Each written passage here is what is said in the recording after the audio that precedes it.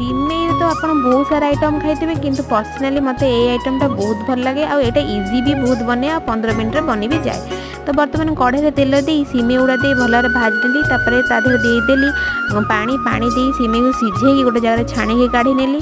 कढ़े तेल दे गोटे चामच सोरिष दे फुटे नेली। सोरिष फुटी आसले गोटे बड़ पियाज कटा देदेली किछिटा भेसुम पत्र आ किछिटा बादाम आ दुईटी कंचा लंका दे भल भाग एपट सेपट करी मु भाजी नेली।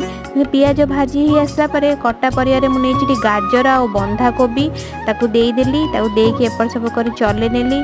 परिया पानी छाड़ी आसवाई कि गोटे घोड़णी घोड़े देली परियाटा जमी सीझीज परिया सीझी आसले लुण आ हलदी दे भल भाग एपट सेपट कर सीझी जाइथिबा सिमेई को ताधरे दे ताको गोले गाड़े दे हो गला मोर इजी और टेस्टी सिमेई उपमा।